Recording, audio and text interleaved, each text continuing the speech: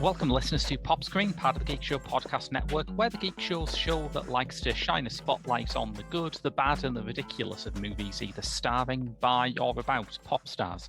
No, the podcast covers such a broad range of music, from country and western to hip-hop, from documentaries to science fiction. I'm your host, Graham Williamson. I'm a filmmaker and film critic for the Geek Show and Horrified, the British horror website, and I've been joined this week by Cliff Barnes, host of the Devil Times 5 horror podcast, which is a comedy podcast about horror movies. Nice.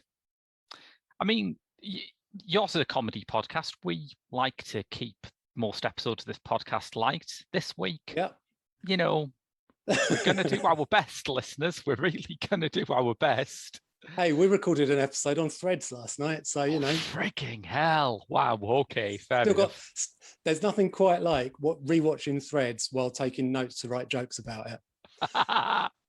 Yes, just having some fun and riffing on Threads. Yeah, it's quite funny.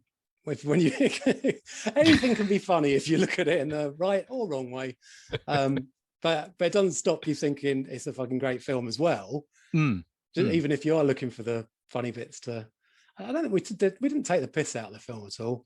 But no, you know, you can find amusement in anything, as anyone who's ever been down a pub with their mates knows. Yes. This week, we're covering Ben Drew's directorial debut, Manors, which combines a famously tough musical genre, grime, captured right at the beginning of its commercial breakthrough, with a similarly unfriendly cinematic subgenre of British social realism. It was nevertheless a substantial hit, both in film form and as a tie-in album released under Drew's alter ego Plan B, buoyed by an uncanny topicality that saw it released 1 year after the 2011 English riots. Despite this, I found it slightly hard to track down. I had to order a DVD off Amazon, which left me with an Amazon recommendations list that is like full of Noel Clarke films now, which is probably enough to get me cancelled, and rightly so, I think. I welcome it. Sorry, are you saying that you welcome being cancelled, or you welcome Noel Clarke being cancelled? Well, both, actually, as it turns out. You would welcome being cancelled? I mean, I think I've earned it. You edit this podcast, though. So if you leave something in that will cancel you, then that's a real cry for help. I'm just worried that one day I'll leave my laptop behind and someone will open it up and see my email, say, let's have a look at what he's been ordering off Amazon. 4321? Oh dear, oh dear. Well, whereas I would order box set DVDs of 321. Yes. Maybe that's big game show fan. That's Noel Clarke's comeback. Maybe he's going to be tapped for the reboot of 321, which is probably coming on Dave fairly soon, isn't it? Oh, I've wanted to bring back 321. I say I've wanted to bring back like I'm some fucking big shot TV producer, but it would be the perfect Saturday night shiny floor show. And absolutely, yeah. It's a variety show. You get like whatever acts are big, actors, pop stars, magicians, whatever. And it's a quiz, it's a game, it's a show, it's all in one. It's 321.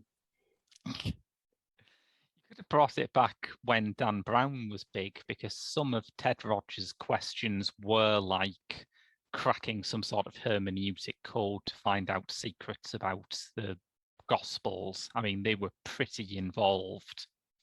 They're very cryptic.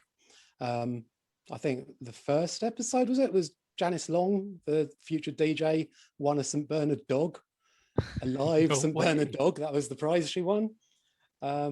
There was an episode that Challenge never repeated because the subject matter, the theme of the evening was the British Empire, and had some very dodgy sketches. Oh, God. And did you know that the whole format was, I believe, created and originally presented in Spain by the guy who went on to direct the film Who Can Kill a Child?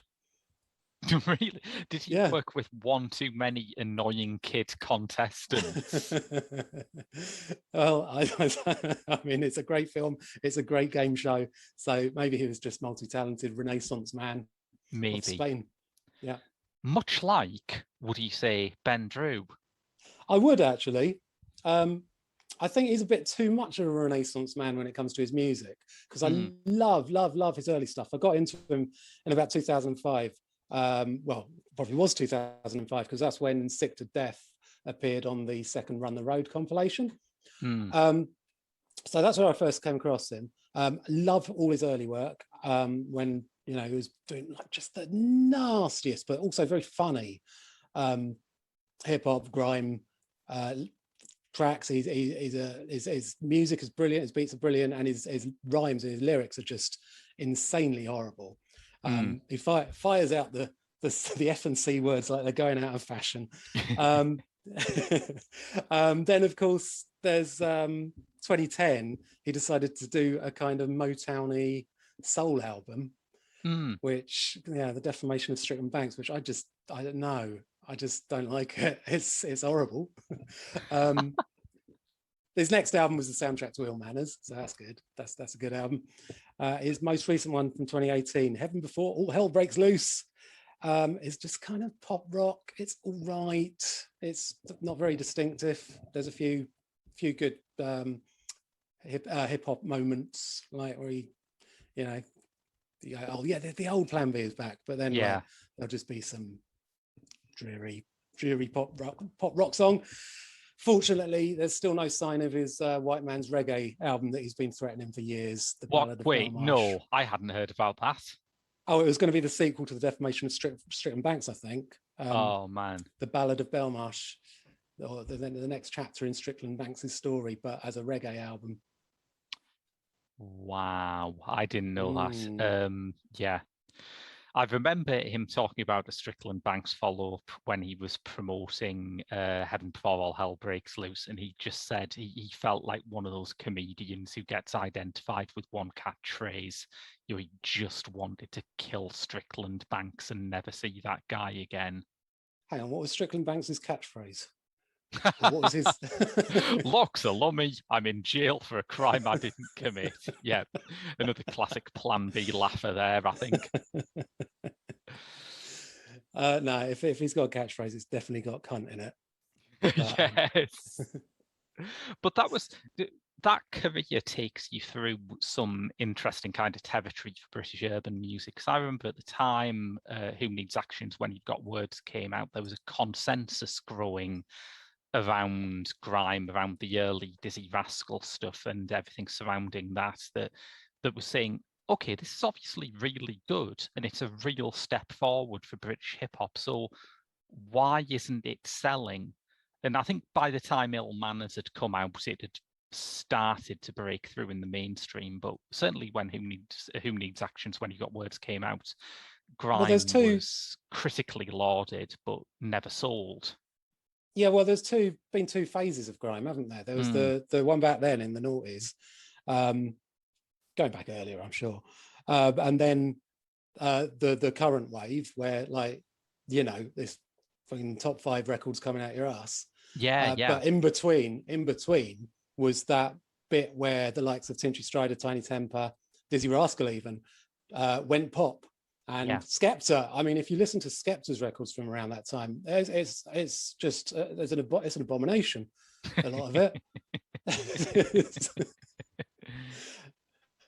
Yeah, so I think it had to go wrong to find its way back into actual huge success. Yeah, and Strickland Banks was part of that interregnum, and I must say I'm much fonder of Strickland Banks than you, but I can understand seeing it as kind of a cowardly move. It's like he'd positioned himself on the most extreme end of a form of music that at that point was too extreme for the charts. Yeah. And then he took a few years off and thought, you know what I've always liked? The Temptations. Like, oh, okay. Wearing a suit. Having a crew cut. Yes. Yeah. No. yeah, I can't get on board with that. Yeah. I was just starting to listen to that album again just before we started recording, just to maybe it was me. Maybe I should give it another go. And 3 tracks in, I'm like, no, this is just not good. And then I put on the because the third track is "Stay Too Long," which is the hit off it, and I thought, oh, well, Pendulum did a remix of that. Maybe I've always quite liked the Pendulum version, and no, the Pendulum version doesn't even save it. It's I'm sure Chase and Status did a remix, which might have been good. I don't know. I'll have to look it up. But Ill Manners, we should talk about Ill Manners, because this was this conceived as a kind of a music film hybrid project, or did one grow out of the other? I've never quite found that out. I don't know is the answer. I guess. Well, I'll tell you what. There's. Have you seen the short film Michelle, which is about 17 minutes long, and basically is in its entirety remade as a storyline in Ill Manners. Yeah. Now that is broken up by a different song that doesn't appear on Ill Manners, called Michelle.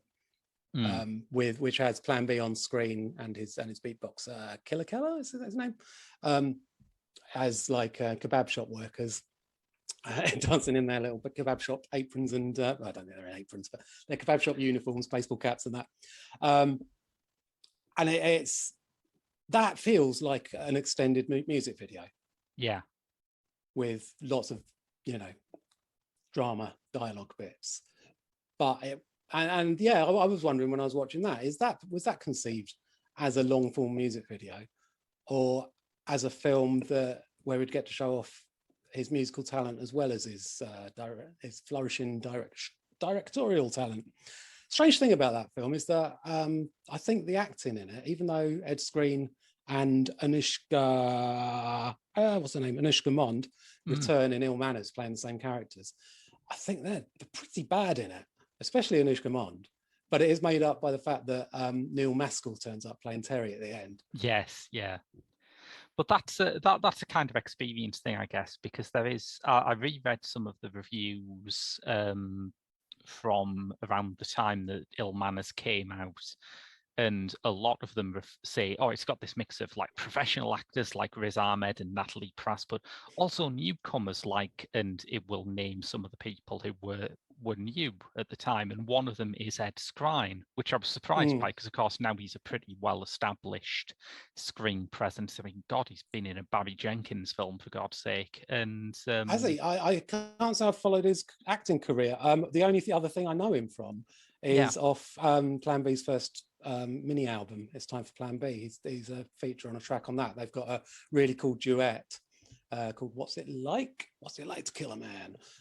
And it's about Plan B is being, which way around is it? One of them is kind of hoodwinking the other persuading the other into stabbing some guy, shanking some guy. And then it turns out at the end of the song that this guy was all in his head and he's just done it off his own back, but he's mental, basically. I'm sure it's a very sensitive depiction of paranoid schizophrenia, but it's a great song. That's the only other thing I know Ed Skrein from. Oh, right. Because I assume that's who he was back then. I first encountered him through his acting. I think he had some notable duds when he first came out. He was in didn't they try and reboot The Transporter with him in the Jason Statham role, which was anyone crying out for a reboot of The Transporter? Yeah, it's one of those rings things. A bell. Yeah. They look best on films, Transporter. Yeah. I mean, they weren't directed by him, but he produced them through. Oh, produced them, right? Okay. One of the sort of many French directors he has as sort of marionettes that he has. I feel there should be a bell every time we mention someone who's been cancelled, so that'd be the second one. Yes, the good old cancelled alarm. Yeah. We've just done a Michael Jackson episode too. Bloody hell, could have used that. God, I watched Moonwalker so much when I was a kid. Also, Moonraker, I imagine. Moonraker is a pretty good film to watch when you were a kid as well. I've seen it. I've seen that once. Never been into James Bond. For Eyes Only is the only good James Bond film. Anyway, my stupid opinion. Yeah. but yeah, he Ed Skrein popped up in If Beale Street Could Talk as Okay. one of the cops who arrested the lead again for a crime he didn't commit, a very Strickland Banks-ish storyline. But yeah, he was really credible in that. He was really good, and he also earned some brownie points by walking off the Hellboy reboot, not just because it was the Hellboy reboot, although that would be, a valid reason to do it, but he found out that he'd been cast as a character who was Japanese in the comics and thought, no, I don't actually want to be complicit in whitewashing this thing. So yeah, I think he's going in a good direction. All right. What was Layla Morse's character in the comics? I'd forgotten she was in it, actually. Yeah, what a very odd moment. Yeah. I've not seen it. I've seen the trailer, and I know Layla Morse was in it, and that's all I remember about Neil Marshall's Hellboy. I think it's probably all Neil Marshall remembers about Neil Marshall's Hellboy by all accounts. But yeah. Yes. Ill Manors. I'll tell you what. As you know, I review everything I watch on Letterboxd. Yeah. As you seem to as well. Yeah. I am very stingy with my 5-star ratings, and there are only 27 films at present that have the 5-star rating from me, and Ill Manors is one of them. It's in my official top 27 of all time. Couldn't tell you whereabouts in the 27, but it's around the middle, I would say. Yeah. It's one of, I'm a cold-hearted bitch. I never feel anything, right? What about, films, world events, personal life, nothing.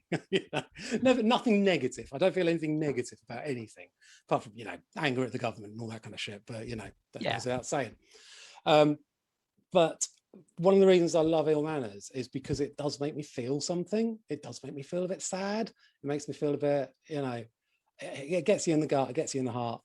And there are other films in my exclusive 5-star list that are there for the same reason, like Dancer in the Dark, Carrie, of course, Landmine Goes Click.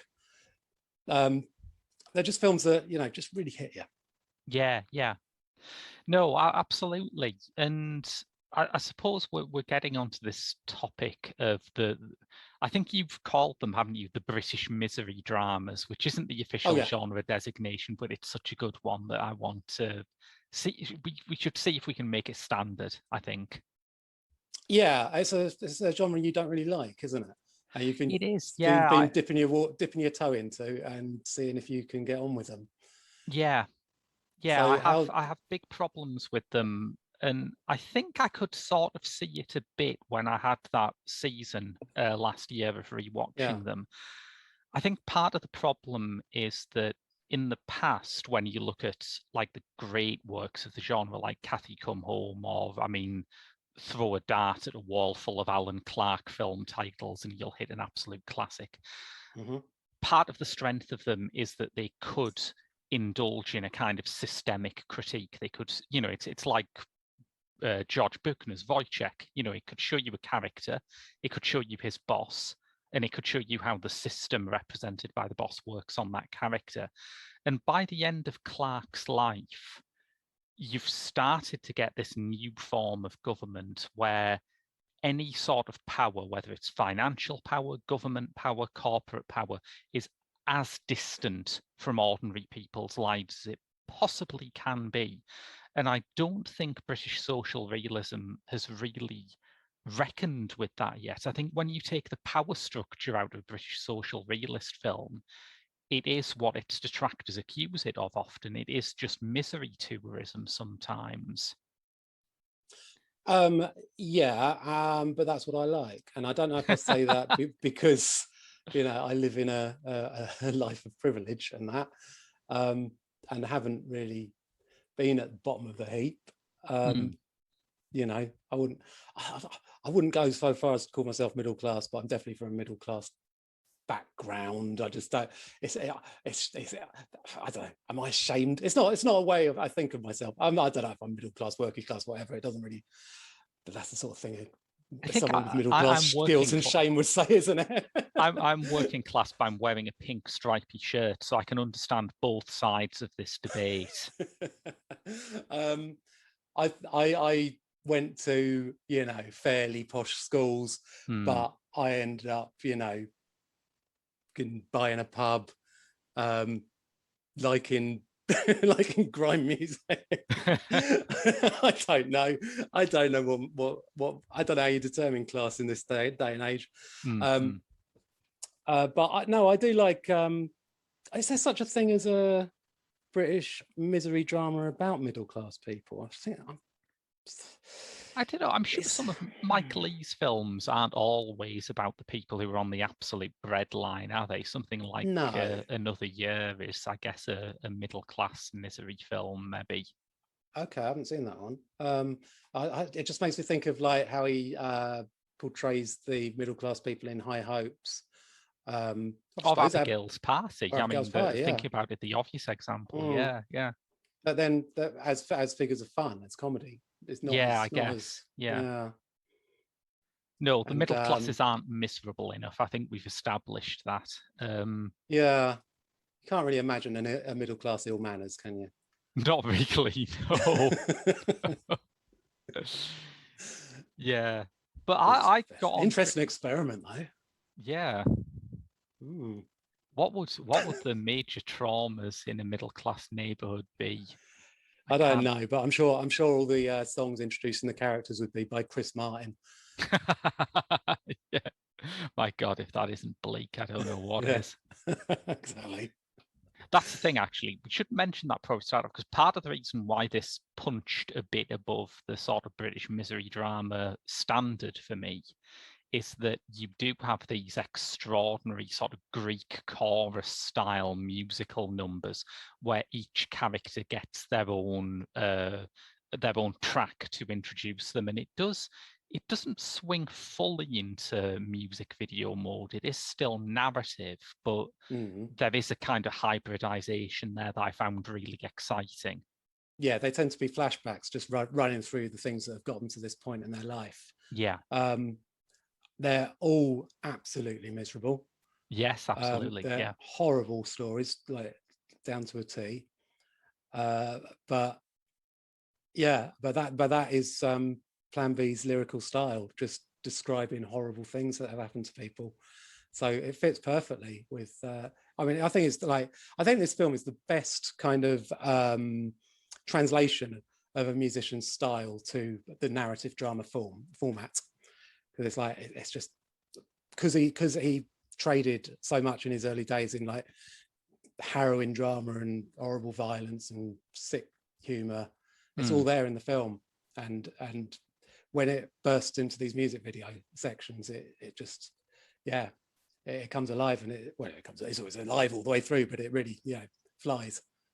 Yeah, the only thing I can think of that's really comparable to it in terms of having a drama that is kind of musical, kind of a musical, but also kind of not, and does, as you say, translate a musician's vision to the screen into actual drama, is True Stories, the Talking Heads movie.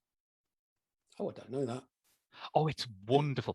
Tonally, the complete opposite to this. True Stories is as life-affirming as this is depressing, but it's an absolutely wonderful film, and it is David Byrne through and through. It could not be any more David Byrne-y. I've got to be honest. I thought you meant Alan Bennett's Talking Heads.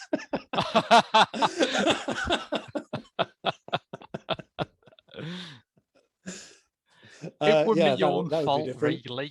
I found myself asking, is this really my beautiful home? And how did I get here? So I was picturing something extremely different. Is Beryl Reid in it? Thora Hird? One of them. I'd love to see Thora Hird in this. I think that was a casting trick that Ben Drew missed. Oh, please not as one of the prostitutes.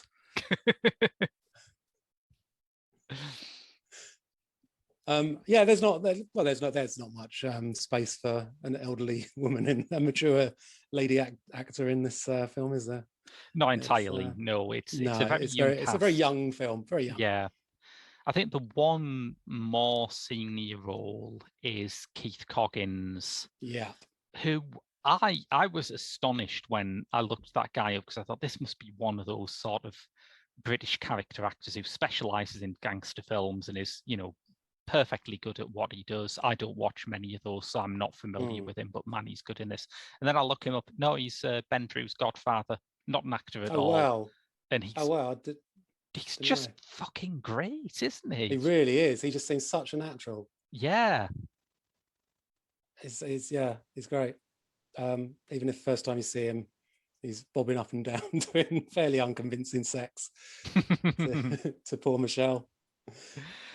I mean, I think there is maybe a certain type of Londoner where if you say to them just pretend to be a gangster, they can do it bang on. It's just something that they teach kids in London schools, I guess. But even with that, he is uncannily good, I think. Oh, I think you're right, but I think you're also flattering me because I am from South London, and really? I don't know if I could do that. I'd love to. I'd love to be able to act, but I just don't think.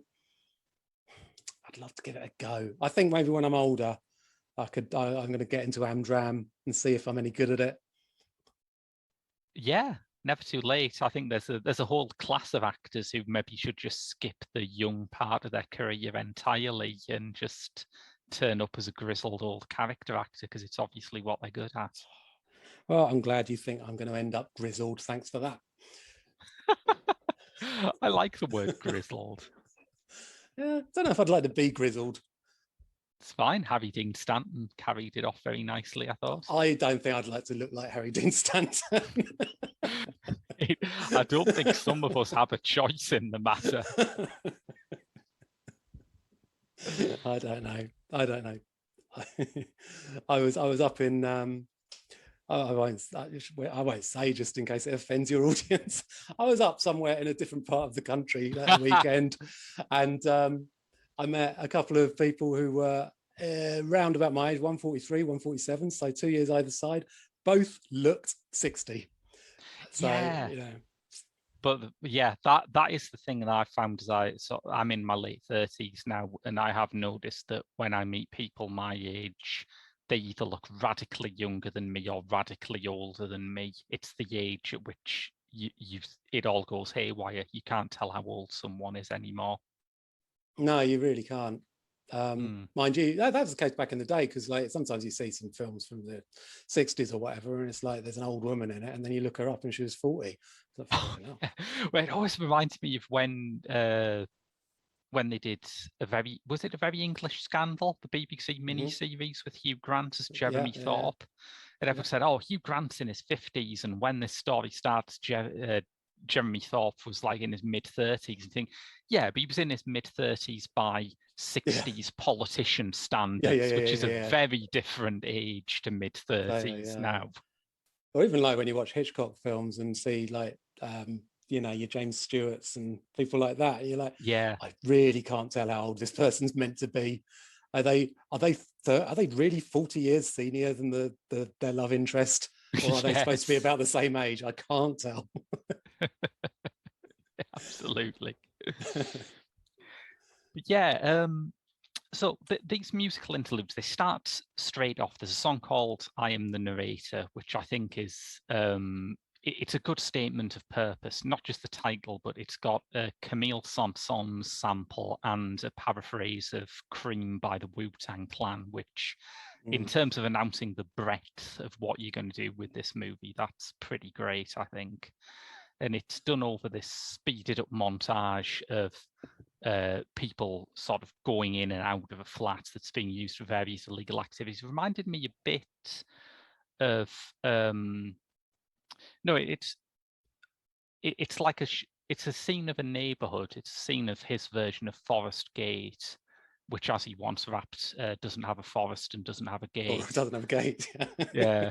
And it felt very much like the flat scene in City of God, where they show how a flat kind of degenerated from being quite a nice place to live into this drugs den over so many years. Okay. So straight away, you've got a great range of musical references. He's clearly been watching the right films. And I just think there's a kind of flair to it. I think one of my problems with British social realism is it is made by people who seem to be putting a lot of effort into making this thing look as shit as possible. And that really isn't the case with Ill Manners. No, it's I mean, because when you go to East London, it's not horrible. Mm, It's, you know, it's surrounded by sparkly buildings, and obviously then there are the places like the little shitty little parks where the drug dealers hang out and stuff.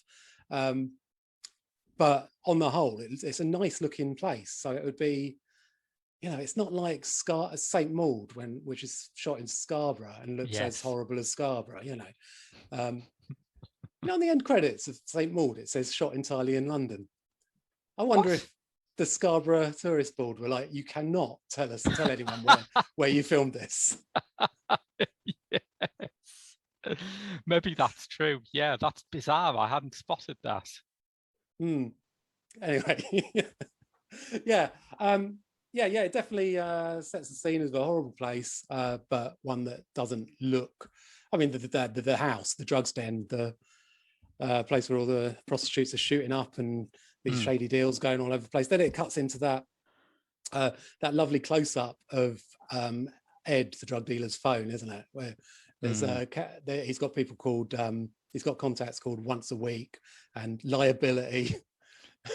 yes. It's one of the great classic East End insults. You fucking liability. Yeah, absolutely. There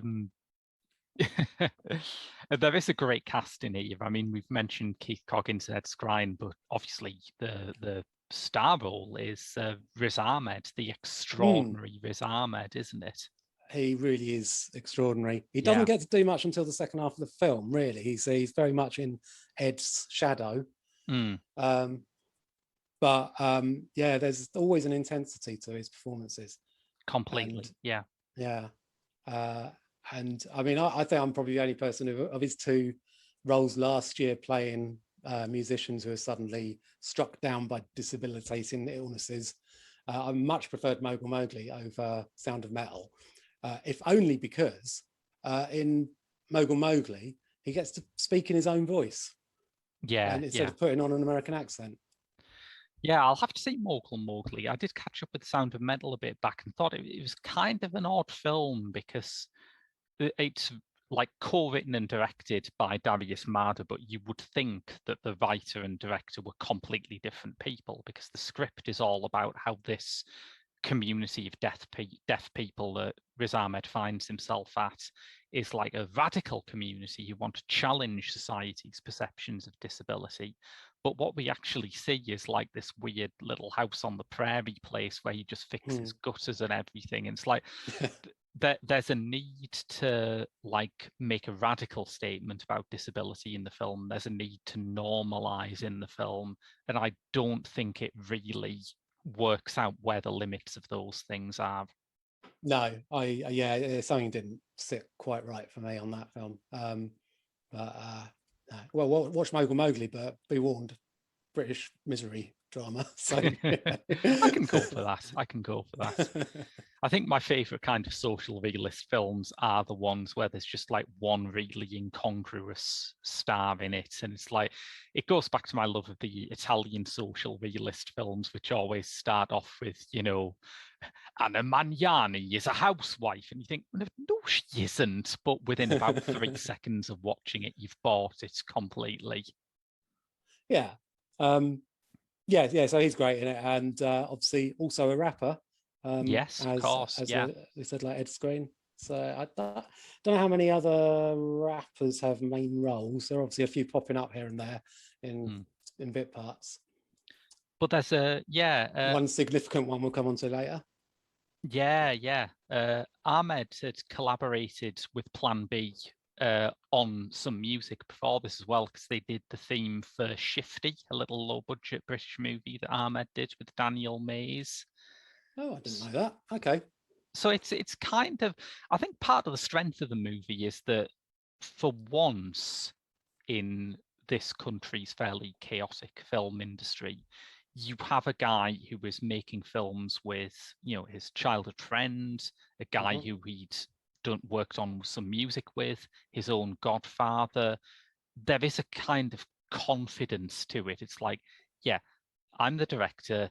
These people are on the same page as me. This is the story we're telling.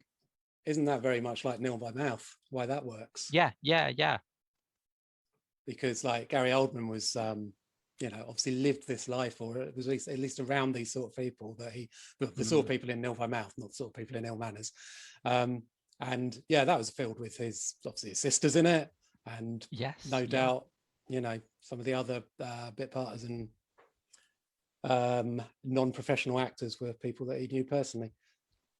I think there's a warmth to it. I can see why people don't do it that often, because it always makes me think of, people like Shane Meadows and Pete Strickland, who use actors who they know personally, who maybe don't appear in a lot of other directors' films. And with Shane Meadows, I mean, all of his ensemble, all of his regulars are so fucking good. But it seems like it took about a decade for people to start casting Vicky McClure in other stuff, because there's like this feeling in the British film industry where if you do a lot of working class roles, it's like, oh, maybe they're just some chav kid. Maybe they're not acting. Like maybe they don't have to try. Yeah, absolutely. It just takes so long to break through that, I think. Yeah, it's ridiculous, isn't it? Mm. Definitely true. But, I think Ahmed was at exactly the right point in his career to do something with Plan B, because it's like, it reconnects him a bit with his roots in hip hop, Ahmed with his roots in hip hop. But also by that point, he had done Four Lions. He was being talked about as a major sort of up and coming British talent. So they kind of feed off each other nicely. It's just at that right moment, I think. Yes. Yeah, I mean, he's great. He's great. I'll watch him in pretty much anything these days, unless he does a Marvel movie.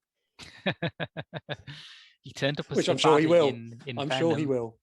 Oh, because he's already done a Marvel movie. He was kind of, yeah, he was the baddie in Venom, which is kind of Marvel orbital, I guess. I haven't watched a Marvel movie since Howard the Duck. So. Yes, true fact. Got out when the going was good, I see. Yeah, exactly.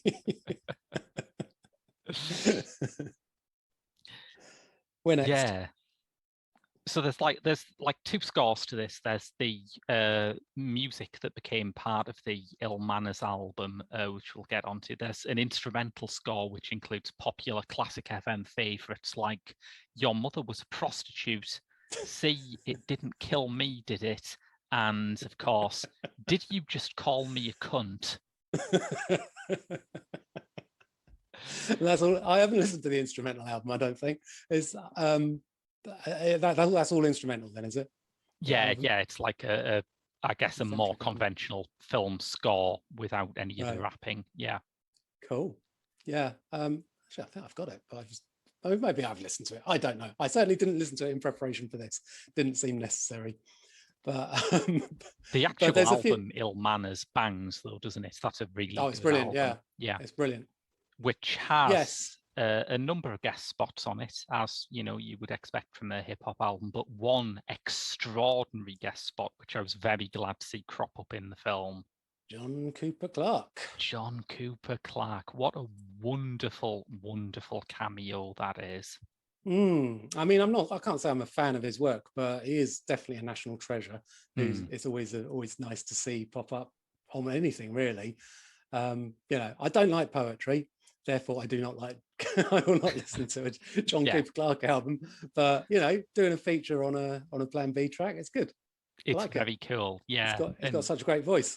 He does, yeah, and it reconnects him with where he came through, which is doing punk gigs. And I think it takes a certain degree of courage to stand in front of a load of amphetamine up, like Stiff Little Fingers fans or whatever, and say, I'm going to read some poems to you. But he is just absolutely compelling, and you can imagine that he can get an audience on his side in seconds. Yeah, I do wonder if the Earl of Essex in what's the fucking place? Manor Hill, Manor Park, Manor Park. Yeah, Like I I do know wonder if the London. I do wonder if the Earl of Essex in Manor Park. I know they did have gigs. It Right. was shut. It was shut the year that this was filmed, so it obviously just shut, and then they used it as a to film in. Yeah. Um, and I know they had some gigs, but I don't know if they'd have been able to get someone like John Cooper Clarke in. Right. Right. Yeah. I mean, they might have. I don't know. I don't know. You'd be Well, it's surprised not. who you can book with the if it's about who you know a lot of the time, isn't it? I guess. Yeah. Yeah. Yeah. I just assume it's one of those things like the Roadhouse in Twin Peaks, where they've just got a good booking Got 9 Inch manager. Nails turning up. Yeah. Yes. Yes. um, it's the least realistic thing about Twin Peaks. That there's, I mean, the Earl of Essex is. I was wondering, it must have been shut by the time they filmed this because, or maybe the fact that they filmed this film in there is why it's shut. It's a Because, dark legacy. I went to yeah, film in no, my favourite pub and I closed and it down. yeah, and it shut down because everyone goes, "Fucking hell, is that what it's like in there?" No, thank you. Landlords shagging prostitutes in the beer cellar. Worst of The all, they have an open mic poetry night. yeah, you're not saying John Cooper Clarke was open mic. What is that cybergoth doing there with the Uh, green hair? oh yeah, that is quite odd, isn't it? Yeah. Mm, Yeah, yeah, he doesn't look like the crowd at all. no, he must just be a John Cooper Clarke fan. I can buy that, but I think you'd at least bring some mates along for moral support if you were gonna go to a pub like that, even if it was to watch your favorite performance poet. Yeah, How I come no was one's never. beating him up? How come no one in a pub like that is beating up a cybergoth? That's what I want to know. It ain't Camden. So here's what I was wondering though when we started to review this, because I didn't see this film when it came out. So I watched it for the first time for this show. I wanted to catch it when it came out. It just slipped through the net. I don't know. It was one of those things. But my main memory of it coming out was that absolutely every single commentator had to like talk about this in regards to the English riots, which of course were 10 years ago this year. And Yeah. the British press has decided to mark this occasion by mentioning them for the first time in 10 years. Well, the film starts with footage of people being interviewed after it, I know. Oh, yes, it does, doesn't it? And yeah, that is genuine, isn't it? Yeah, yeah. Yeah. It doesn't contextualize it if you don't know what the footage is from. But there's a shot of two people having an argument outside a shop that's on a street that's been trashed or whatever. Yeah. About what caused it. And then there's an interview which I think I remember from Newsnight at the time of some young guy talking about what needs to be done to stop kids growing up wanting to riot and break the place up, which is very optimistic of him. I mean, I think the main thing that we've done is for their parents to stop voting Tory governments in. Yes, yeah, that's it. Yeah, but that is interesting because this seems to be one of the few cultural artifacts which actually said, why did this happen? Why did the people actually do it? Because there was a lot after it. There was a lot of pontificating about from people who had no knowledge of this, about what was causing it. David Starkey famously dropped a tab of acid before he went on to Newsnight, and he said, it's because the black is white and the white is black, man, and the universe is turned inside out. It's doing my head in. That was his answer. And but there seems to be a reluctance to admit that this had social causes in the same way that everyone now agrees that, say, the Brixton riots did. Well, David Starkey doesn't get to put his point of view across in this film, which I suppose some people might see as a flaw. But but I wonder if he'd watch it and think, "Yeah, told you." See, You know what? The thing that absolutely kills me about that David Starkey thing is I remember the week before it, he'd been complaining about the Tudors, the kind of bonkathon Henry Right. VIII series on Stars. And he said, yeah, this is happening because television, people who make television have no respect for experts. They wouldn't call the historian in to look at this. And then a week after this, he gets this phone call from Newsnight saying, hello, David, would you like to talk about inner city violence and drugs gangs? And at no point does he think, oh, no, I'm not an expert in that. I shouldn't talk about that. He probably just put the phone down and say, yeah, if it goes well, I can probably busk a bit of material about Anne of Cleves. And yeah, just wing it. What were they thinking, booking him? It's so fucking weird. He's Yeah. he's not even a particularly good historian. Yeah. Oh, fucking hell. World's gone shit, hasn't it? And it's all because of it's partly because of who the news programs booked to give their points of view.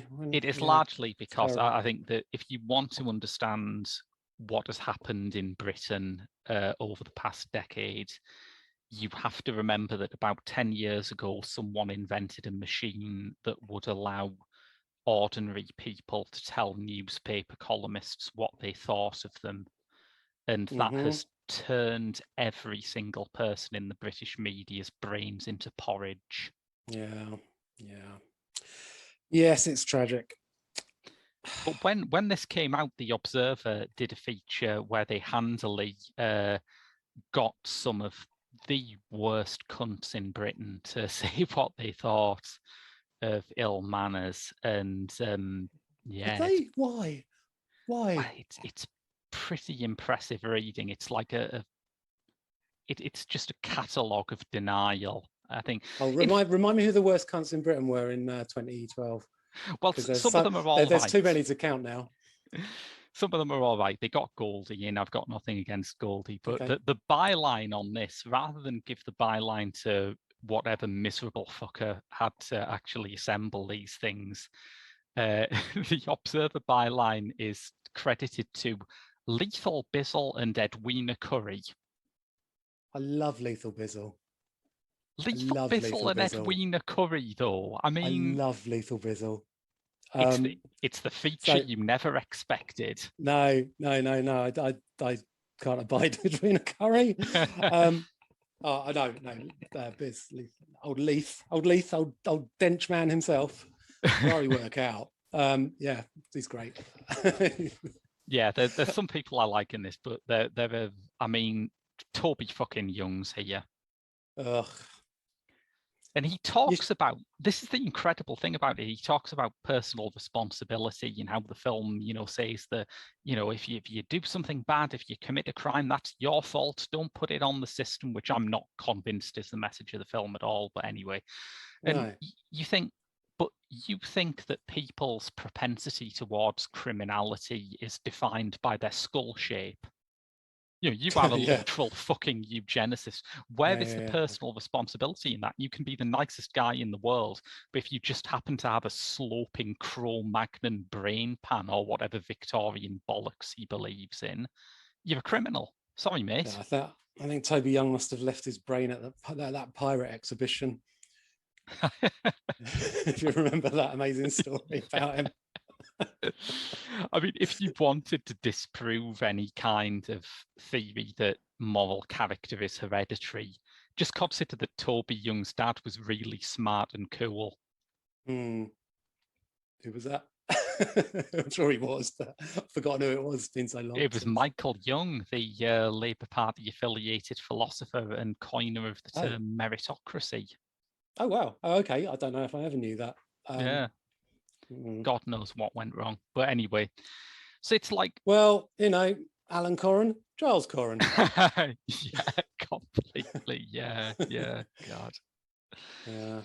But it is, I mean, it is one of those things where, as you say, it does have those clips from the aftermath of the riots in. It is aiming to comment on that, but I think ripping it out of that context, ripping it out of a context where Toby Young is being asked to say what this says about inner city youth after the riots, has done it a power of good, really. I don't think it's a narrowly political film. I think it has a kind of timeless quality.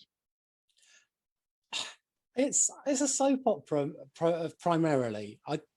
Plan B said that he told the story because it was a story that needed to be told to explain what drives people, or what.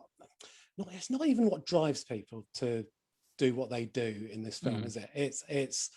It shows all sorts of different things. It shows bad people having moments of redemption, which, you know, by normal narrative standards, they don't necessarily deserve. It shows people acting horribly violently by accident, by coercion.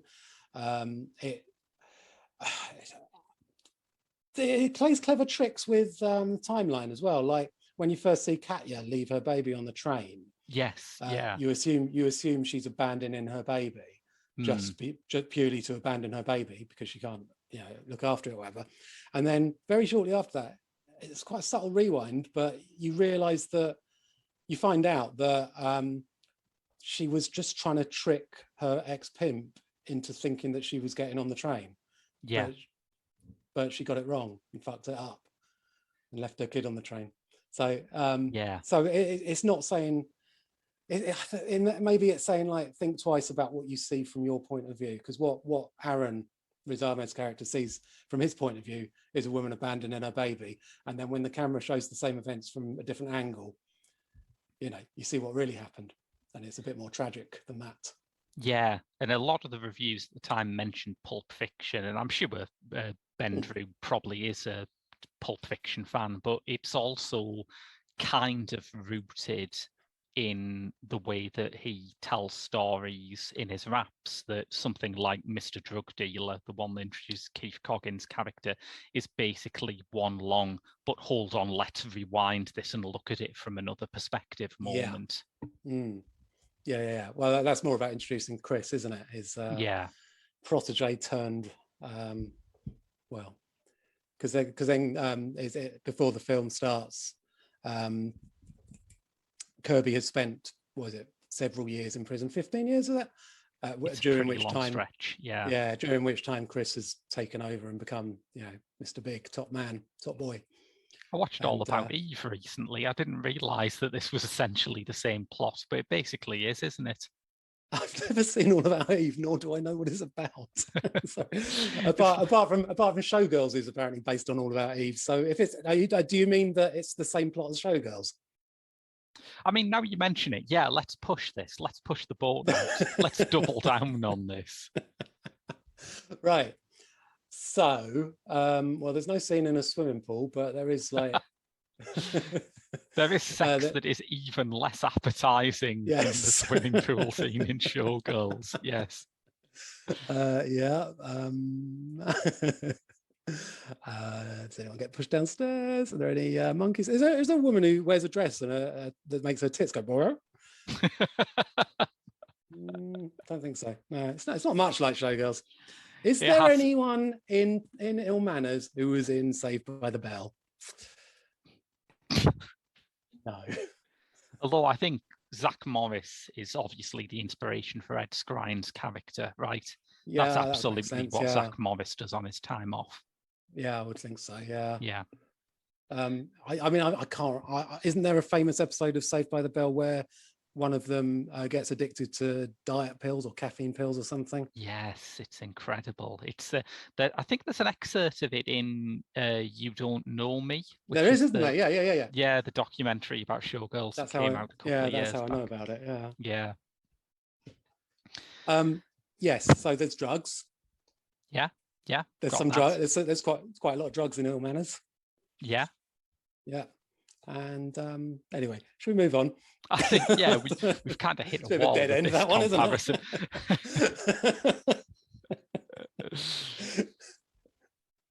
Yeah, but it made me think sort of forwards and backwards a lot. I mean, You mentioned in your reviews on Letterboxd, you said that some people kind of have a problem with the fact that it doesn't have one linear plot. But it actually reminded me a lot. I think I might have said it. People might have a problem with it not having a plot, Well, that's rather than a I've yeah. added I've added the word linear because I'm pretentious, but that's basically your sentiment there, I think. Well, more the point that it's I suppose it is my sentiment. Yeah. Yeah. And that comment that some people have a problem with that was based on zero research. So, citations definitely needed in that case. But I assume it was a matter of assumption. I just know that most people don't like this fucking film. Well, what the structure of it reminded me of, and the way that it hops back and forth between all these characters who were in the same neighborhood and having this sort of bleak existence, it reminded me a bit of the Alan Clark film Road, which I've not seen that one. you would love Road. You would love Road so much. Look, it's a British social realist drama set on a council estate, and I gave it 5 stars. I gave it 5 stars. That's how good it is. I mean, it's like I said, it's like a soap opera. It's EastEnders, but after dark. Yeah, very much. So Yeah. if you're all right with soaps and their way of thing about soaps to keep production easy is that they tend to have each episode 3 stories that they cut between. Yeah. So there's not necessarily that much crossing between characters, interaction between the characters in a single episode from those 3 different storylines. So this is like several weeks worth of a soap all put together. In fact, I think one of the most incredible bits in it is the scene that the long scene that plays while Pity the Plight, the John Cooper Clarke song is playing. Yeah. Which shows pretty much the entirety of Jake, the kid, getting taken under Marcel's wing. Being inured. No, what's the word? Inveigled. What's the word? Brought into the world of gang violence and also initiated. Initiated. Yeah, loads of all the P, the money, the pound, and the drugs and the getting his first fuck today, as the lyric goes. Bust his first nut today. Lovely lyric. Resulting in that unfortunate murder and ultimately in his own death, all within, I don't know how long that sequence lasts. It's about maybe 10 minutes. And the fact that it's this self-contained little story, like that could be a short film in itself, that section, is really horrible because you're only just getting to know this kid. You see his potential, I suppose.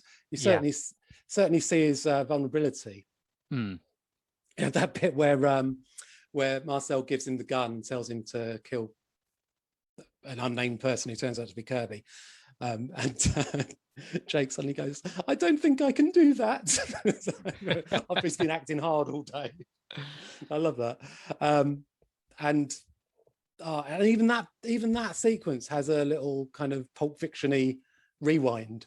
So that you see the same scene from 2 different angles. You have no idea that they were happening at the same time.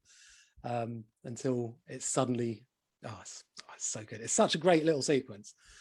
And that's part of the reason why I think it broke through my resistance to a lot of these films, because if this was presented as a standard drama, which has no musical element whatsoever, and it just has these stories, I think my immediate reaction would be, all right, but is it really this bleak? Do all these things always happen at the same time? And it's like the fact that you can use the music to compress time or rewind time or control the narrative in some ways makes that complaint irrelevant. It's like, these are all things that, really happen in the world. They maybe don't happen, back to back, but then they don't happen in the film back to back either. It buys it some artistic license to get past that sort of that thing the British social realist films always do that I hate, which is stamp their foot and insist, no, this is absolutely what the world is like right now. It gives it that artistic element that I think makes it more justifiable and more interesting as social commentary. Yeah, I've always wondered, is it Peter Mullins who made Tyrannosaur? Paddy Considine directed Tyrannosaur. Oh, that's right. Yeah, of course. Peter Mullins, the guy in it. Mm-hmm. It's him and Olivia Colman in it. Yeah, yeah. So Yeah. I've always wondered the fact that opens with Peter Mullins kicking his dog to death. Is that like, like, hello, here is the most cliched British misery porn ever. It's going to begin with a drunk guy kicking his dog to death. It lets you know what you're in for. It's a good film. It is a good film. I think I've read an interview with Considine where he said he was mainly interested in thinking, what's the worst thing I can introduce someone doing and have the audience sort of reeled back in with them. Can they actually like this guy after he does that? And I think, yeah, ultimately a bit. Yeah. I don't think so. Not when you've got Olivia Colman opposite him. You're never going to prefer him, are you, to Olivia Colman? I'm not saying he's the best guy, but he's better than he looks at the start. And Peter Mullen is one of my favourite actors too. I absolutely adore that guy. So he's very good. So the other thing in that sequence is that's where we really get to know Jodie and Carmel, who sorry, not Carmel, Chanel. Jodie and Chanel, who are. I wish there was a sitcom spin-off about them. And it would have to, I think it would have to be called "Am I a Dickhead?" Which seems to be Jodie's catchphrase.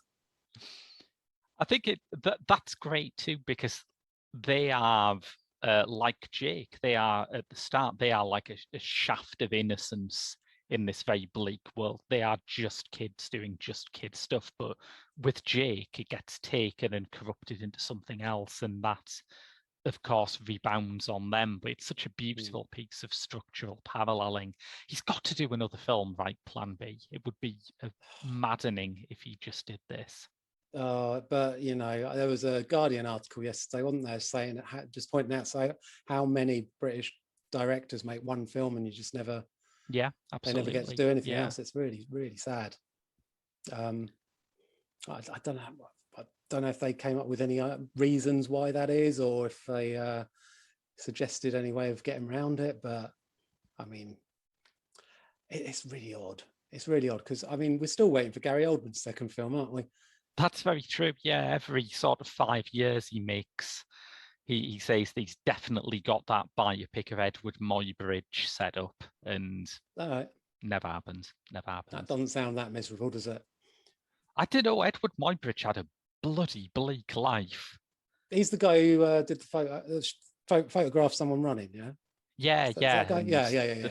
The flying horse photographs and all of those sort of pre-cinematic stuff. Yeah, he had he was one of the quite a few guys in America at that time who worked on the railroads or in the mines, I forget which, and he had a traumatic brain injury that completely altered his personality, and he was on trial for murder much later.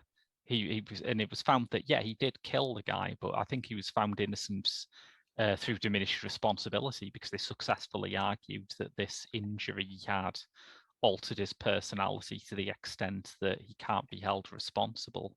So he wasn't just trying to take a burst shot of a murder. No. He wasn't trying to have a series of arty photographs of a guy falling to the floor. You never know. Could have been, I guess. Where do you want to go next? Well, we're about an hour and 5 minutes in. I guess we could sort of think about wrapping this up. We have took some detours, I think it's fair to say. We've barely spoken about the content of the film, but something that struck a chord with me is the bit where Aaron's social worker advises him to take his cap off, and he might attract less negative police attention. Yes, because when one memorable night I spent in the East End, I went to Lee Hurst's Backyard Comedy Club, and I was having a really bad hair day, so I was definitely wearing a hat that day. And he does not like people wearing hats in his club, and he told me to take it off from the stage several times, and and then put it back on.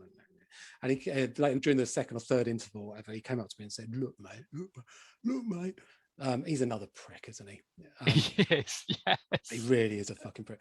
I was like, well, what have you got against Lee Hurst? And he was like, well, you don't understand. It's the East End. Anyone who wears a hat is trouble.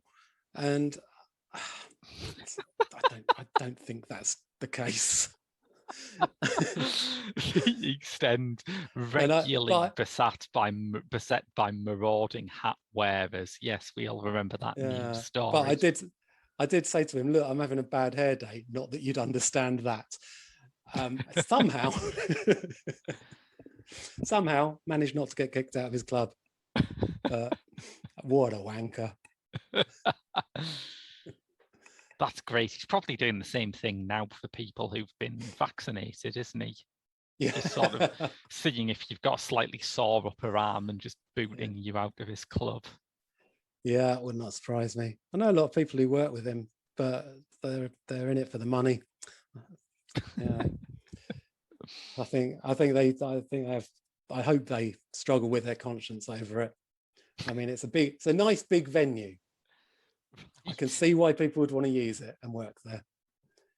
It's so when weird, your boss isn't is Lee Hurst. Yeah, you think the 90s were maybe that last time where you could just look into a TV and music career for a couple of years and be set up for life. That does not happen so much anymore, I think. No, so now you have to become a right-wing twat on Twitter. Yes. And then you're guaranteed work. Yes. Until you go too far. What else did I want to say about it? Another bit that struck a chord was when a flute playing beatboxer turns up, because we got one of them down underneath the station. Oh, no way. A little busker who plays flute and beatboxes. It's quite good. There was a story recently where people found out that Andre Benjamin had signed up for Noah Baumbach's new adaptation of White Noise by Don DeLillo because they spotted him wandering around the filming locations playing a flute. And apparently that's what he always does now. If you want to know where Andre Benjamin is, just look for a guy playing a flute. He always wanders around playing a flute. That's his thing. I don't think it would look incongruous. He looks like the sort of guy who would play a flute. Absolutely. Just while walking down the street. I don't think there is any way that Andre Benjamin could blend in, really, is there? He might as well play it up. Yeah, exactly. Yeah. I mean, I bet he goes incognito sometimes, but such is fame. Got nothing against people dressing up. I do have something against people being ostentatiously twattish. And just like, if you're Andre 3000, you can do whatever the fuck you like. You completely can. Yeah, absolutely. Yeah. I feel like my sense of what is appropriate to wear at any given time has been like destroyed by a childhood watching Doctor Who, but I can imagine. I sort of feel I should dress a little bit more flamboyantly. I don't know if flamboyant's quite the word, but certainly I'm getting on a bit. Got to find ways of keeping my look exciting, I suppose. I've looked like this for 25 years. Got to change it up a bit eventually, surely. Yeah, you earn the right to do it after a while, don't you? Yeah. I reckon. Yeah. What else are we going to say about this? I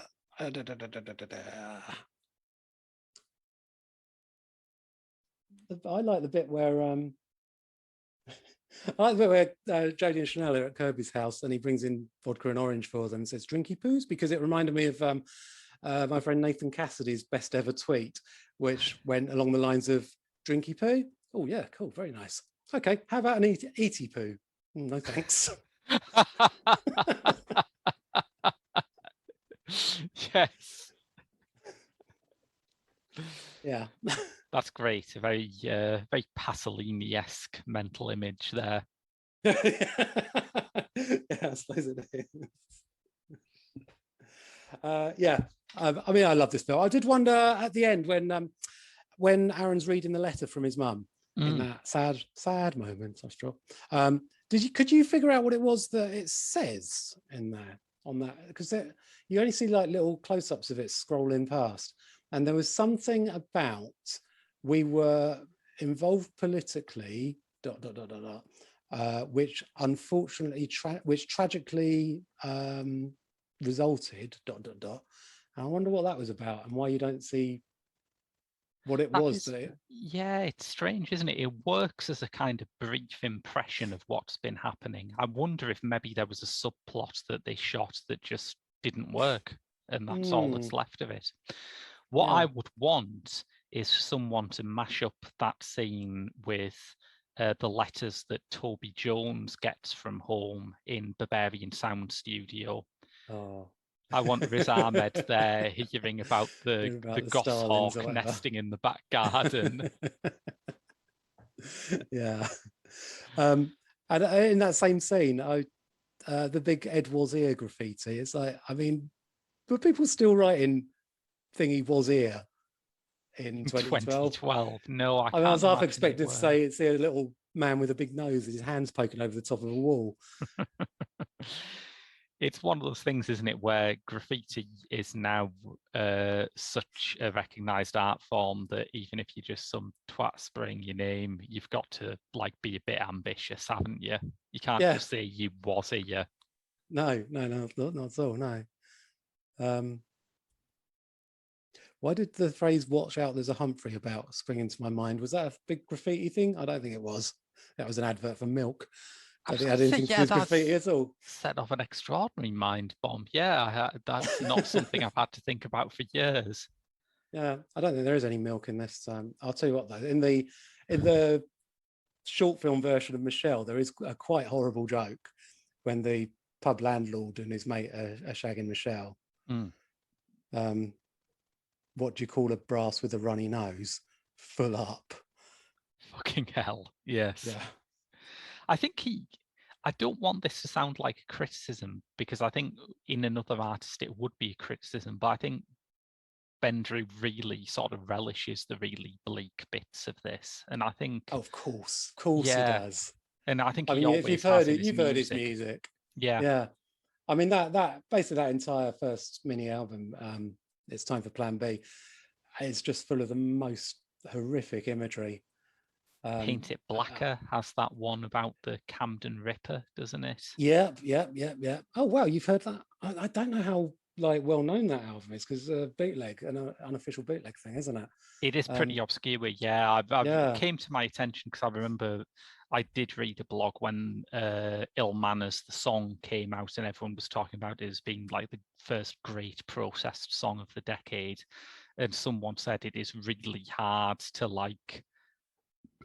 reconcile the guy who is writing the first great protest song of the decade to the guy who is like dubbing chainsaw sound effects onto a song about a real life serial killer. And it's like, well, in theory, yes. When you hear the actual music, maybe not. I don't know. But then there is a song about that on Paint It Blacker, isn't there? The one that samples Larrikin Larkin, I think. What's it called? Knoxville Girl. The one, so not the one with Larrikin Love, that's what I meant, but it's not that one. It's Knoxville Girl, isn't it? The one that's all about murder ballads and how it's a long standing art form, singing about murders and that. Yeah, it's a good song. Unfortunately, followed by Chris Martin's voice on the sample over a Rick Ross sample on the next track. But he doesn't always have the best taste in collaborators, does he? I mean, we've talked about Riz Ahmed. Yep, great, no problems there. Ed Skrein, he certainly got a very fine performance out of him in this. But there was a remix of, was it Deepest Shame? Which had Ed Sheeran on the remix. I can't stand Ed Sheeran, obviously, like any right-thinking person, but I will say he is a good rapper when he does a feature on a. If that's what he was doing on that song, then he is actually a half decent rapper. So It did remind me how Ed Sheeran also made his breakthrough with a song about a woman forced into prostitution, just with like a mildly different tone, I would say. Oh, just a bit, yeah. Just Yeah. slightly different. Yeah, just like kind of probably number one hit and played on the radio all the time. Yes. Yeah. Yeah. I mean, I wonder how much you have to be a fan of Plan B's darker lyrics to get the most out of Ill Manners. Because I know one of my mates, he doesn't like Ill Manners and he doesn't like Plan B's lyrics. Mm. And I think that he finds lines like, I'll stick you in the eye with a biro, the same biro you use to write your fucking gyro. He thinks that's stupid. Come on, man. Whereas it's clearly brilliant. Yes. I think it's one of the things where if you actively disliked Plan B, it would be a problem. But I think if you have no particular like opinion on Plan B, this probably works, right? It's a good film. I mean, it is a good film. It's a fucking brilliant film. Like I say, it's in my all-time top 27, and this is an important distinction. Those 27 from the next three. Yeah, you can't possibly like round it out by putting some mere 4.5-star films in. That just undermines the integrity of the whole operation. Completely different kind of level of brilliance. 5-star films are the ones that just make me feel things that nothing else does. Yeah. On the whole, like anything from Toy Story is a 5-star film in my book because it's just so lovely. Yeah. It's so lovely.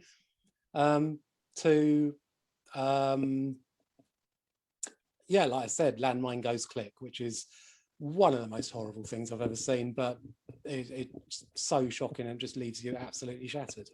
So, you know, as long as something makes me feel like, and a 4.5-star is a film that makes me think about it ages afterwards, and I want to look up stuff about it and read more about it, and listen to the commentary tracks. I just want more of it, because it was so brilliant. And that's my 2 levels of absolute brilliance. But the 5-star ones are almost invariably the ones that make me go, fucking hell, that's knocked me out. It's just like completely thrilled me for 2 hours or whatever, or it's made me the closest I've ever come in my life to crying, like Dancer in the Dark. But yes, it's never actually drawn a tear because I am a cold dead bitch.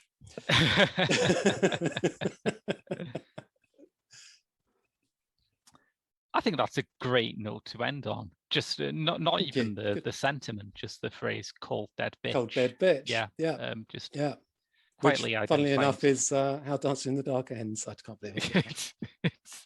It's probably a lyric on this album too. Yeah. yeah. But yes, if you enjoyed that, listeners, and my God, why wouldn't you? You can subscribe to our Patreon, where you get a bonus episode of Pop Screen every month, access to our other movie podcast, Director's Lottery, my Doctor Who reviews, and also any outtakes that we do, which I think are worth sharing. So some of the things that are maybe libelous. Yeah. But until next week, when we come back with more Pop Screen, I've been Graham. I'm Cliff, and you can find me at the Devil Times 5 Horror Podcast on SoundCloud. And we'll see you next week.